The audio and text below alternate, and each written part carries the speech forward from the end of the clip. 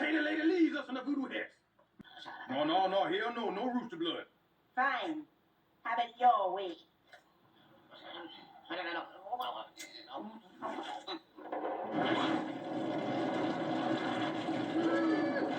There. That's good for 90 days, parts and labor. So I found it very interesting that that character right there, Mama Garcelle, or Haiti lady from the PJs, who is a voodoo priestess on the show, said that that spell will only last for 90 days. Because right here, in Mysterious Secrets of the Dark Kingdom, The Battle for Planet Earth by J.P. Timmons, these people actually went down to West Africa and ministered to the Yoruba people, which, if you know anything about the 7 African powers, that's the source of it. It's called the Odu Ifa tradition, which they practice down there. And voodoo comes from that. Palo Mayombe, Santeria, all come from West Africa, the Yoruba, religion. So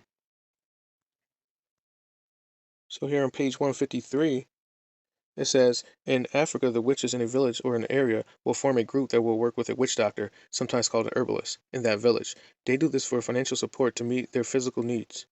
Here's how they operate. The black witch puts sickness, and I want to say real quick, when they say black witch, he's not talking about like black people or anything like that. There's red witches, white witches, and black witches, and there's different classes of witches that he's talking about.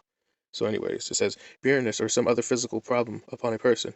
The person then encouraged to visit the witch doctor for healing. The witch doctor obtains a sum of money from them for a cure. He will then give a prescription for the cure. This will, of course, consist of idolatrous sacrifices and the use of herbs.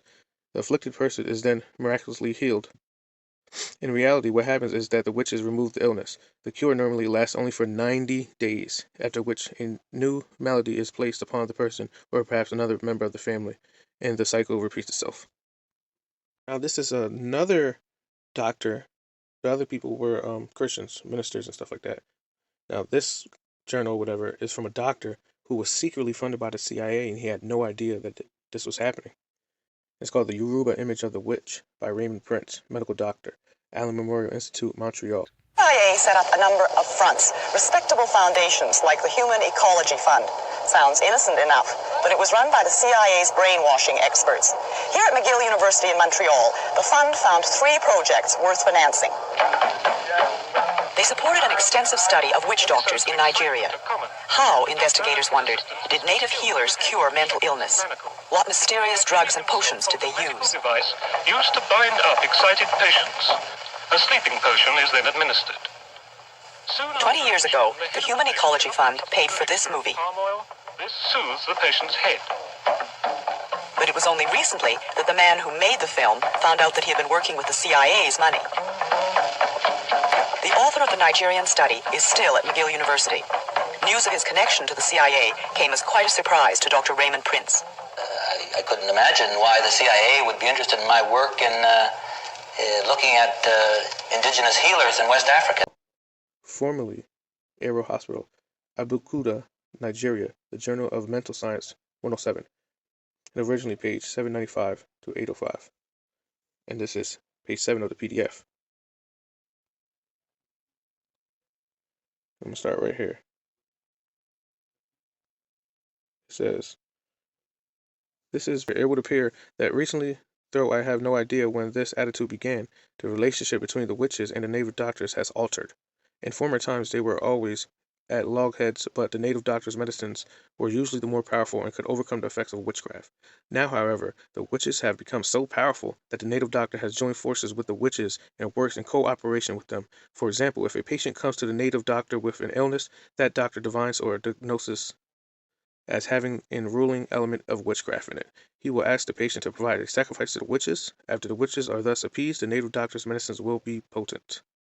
I was unable to find out too much about the native doctor's dealings with the witches because of their covert nature. My visits to native doctors almost always took place amid a throng of people. My interpreter and I seated in folding wooden chairs, with the doctor in a small room in his mud hut. A great press of people, men, women, and children, squeezing through the narrow windows and pushing in at the door. I soon learned that under such circumstances, the one subject that could not be discussed was witchcraft. I do not know whether this is because they there might have some witches in the audience who would not like their secrets revealed, or whether most of the people were unaware of the cooperation between the native doctor and the witch. So you see, they have the same ideas, and these two different people have nothing to do with each other. The reason I bring up Yoruba image of the witch is because the CIA was funding that for their brainwashing doctors, as the reporter said, from the Fifth Estate. But really, it's about MK Ultra mind control.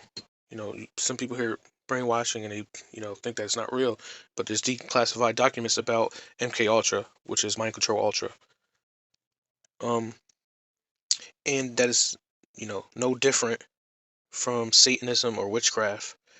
They use the candles and they do, rituals to put people into trance and to reprogram them in with different spirits to cause multiple personality disorder. And there's people that have up to 200 personalities, some people claim. You can look it up on YouTube. It's not a joke. It's very serious. Look up Paul Bonacci and the Franklin Credit Union case. It's very interesting.